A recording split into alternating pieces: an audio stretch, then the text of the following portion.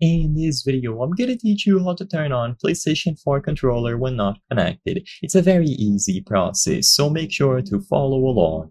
If your DualShock controller does not have a connection established with your PlayStation 4 and you would like to use it, power it on, or establish the first connection, then I'm gonna give you easy to follow instructions on how to do this.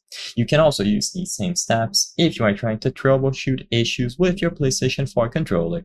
So what I would recommend always is to use a wired connection. You don't have to keep using it every single time. However, I recommend using it once. This will help the controller establish the first connection with the PlayStation 4, and after the connection has been successfully established, it will be able to be used wirelessly for the future. So for the first time that you are pairing it up, just establish a connection with a USB cable. The USB-A end should go into any of the ports available on the console, and the micro USB end goes into the DualShock controller.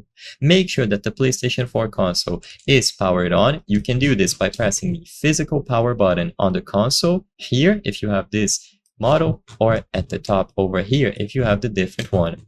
And as long as the connection is established once through a wire, you will be able to take away the USB cable and it should remain connected indefinitely. Now, in the future, if it is ever powered off, then what you can do is press and hold the PlayStation button and the share button simultaneously for a few seconds. So press and hold both of these buttons.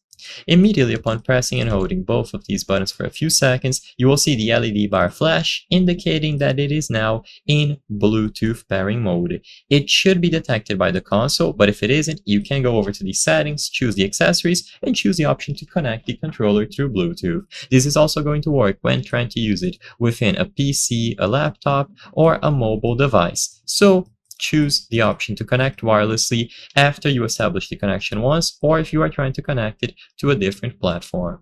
I hope I was able to help you on how to turn on PlayStation 4 controller when not connected. If this video helped you, please be sure to leave a like and subscribe for more very easy tips. Thank you for watching.